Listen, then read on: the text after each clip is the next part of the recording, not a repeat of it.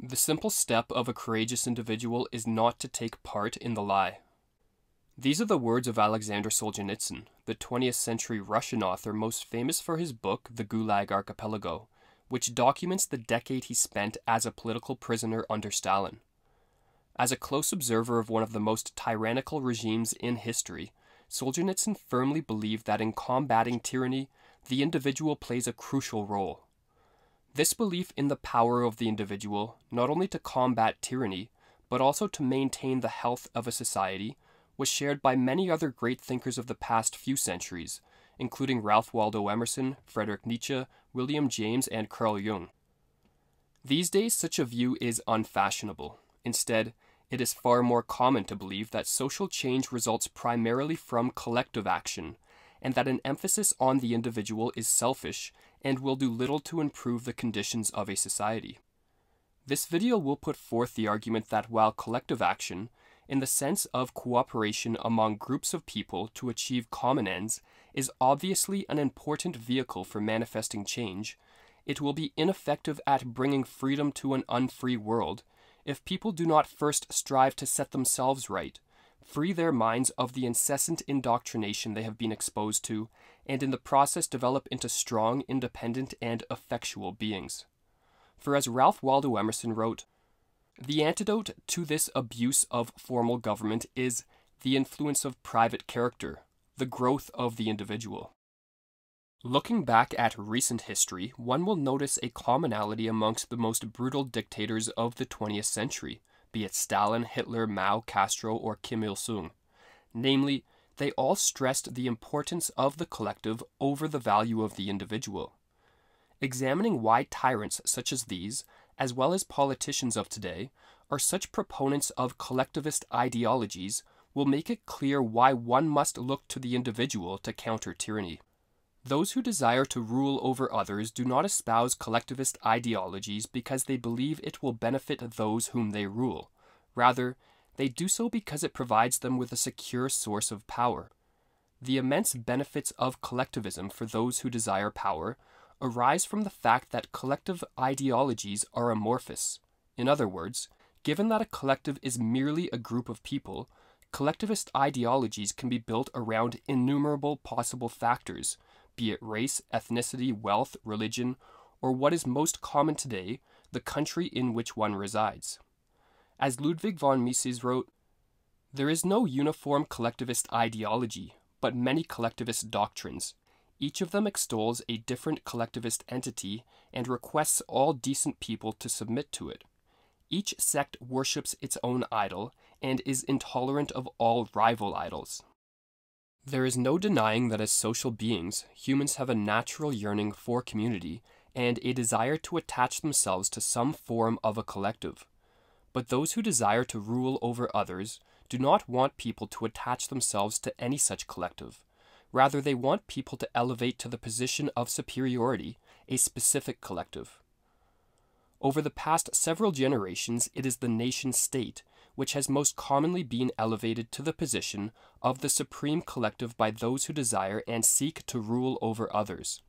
This has not been a spontaneous process, as without indoctrination and heavy doses of propaganda, it is far more likely that people would identify more closely with their local communities and others they have more intimate connections with, not millions of people in vast geographic areas.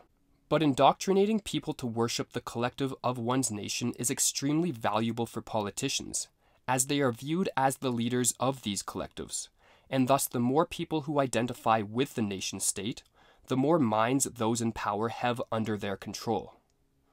But while offering immense benefits to the ruling elite of a nation, this form of collectivism paves the way for tyranny, as Carl Jung explained. The increasing dependence on the state is anything but a healthy symptom. It means that the whole nation is in a fair way to becoming a herd of sheep, constantly relying on a shepherd to drive them into good pastures. The shepherd's staff soon becomes a rod of iron, and the shepherds turn into wolves. The ability to indoctrinate people to believe in the supremacy of a certain collective and thus to be turned into what Jung called a herd of sheep is crucial for a tyrannical regime to maintain control over a population. This is evidenced by the fact that even in countries such as North Korea during the famine of the 1990s, or the Soviet Union under Stalin's reign, where the populations were starving, mostly unarmed, and where the rulers had at their disposal massive police forces, spy networks, and prison systems, these tyrannical regimes still found it necessary to make use of massive amounts of propaganda to glorify the collective of their nation. What this shows is that brute force is not enough to maintain tyranny. Rather, a tyrannical regime will only maintain power if they can control the minds of their subjects. When one realizes that gaining control of the minds of individuals is the most vital means for controlling a population, it becomes clear that the first step in countering tyranny is to undergo the difficult process of freeing one's own mind. As the psychologist Jordan Peterson wrote in his book Maps of Meaning, our petty weaknesses accumulate and multiply and become the great evils of state. As our technological power expands, the danger we pose increases, and the consequences of our voluntary stupidity multiply. It is increasingly necessary that we set ourselves, not others, right, and that we learn explicitly what that means. Concentrating first and foremost on setting ourselves right should not be viewed as selfish, as those who preach the values of collectives would like people to believe.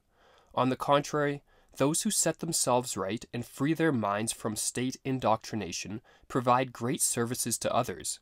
As human beings, we all face similar struggles, and therefore those who find solutions for themselves act as role models for other members of a society. The great historians Will and Ariel Durant emphasized that a study of history reveals that a healthy society depends upon individuals with clarity of mind and energy of will, capable of effective responses to new situations. Nietzsche wrote that the self-reliant, independent, unprejudiced men are the pillars of a strong civilization, while the historian Arnold Toynbee suggested that a loss of creative power in the souls of creative individuals is one of the key factors that leads to the breakdown of civilizations. With this in mind, it should be clear the crucial role that individuals must play in the creation of a free world. For what is needed most in a society dominated by oppressive government is role models who show by example what it means to be free. Without such people, no collective action, no mass movements, no election of a new leader who promises change will ever bring about anything but temporary and superficial relief. As Butler Schaeffer wrote, "This is the only way in which any meaningful social change can ever take place. It will either arise within each individual, or it will not occur at all. Those who insist upon change coming from above, as something to be imposed upon mankind by institutional authorities, have given up on people. They have lost their confidence in the life processes that exhibit themselves only within individuals. It is now time to give people a chance to bring order to the world by bringing themselves to order."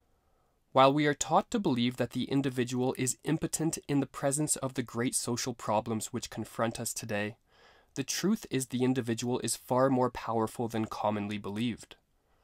One who has freed their mind, set themselves right, and in pursuit of the truth is unafraid to boldly speak their mind, even in the face of severe opposition, has, in the words of Jung, unknowingly and involuntarily become a leader, a role model which others will naturally strive to emulate.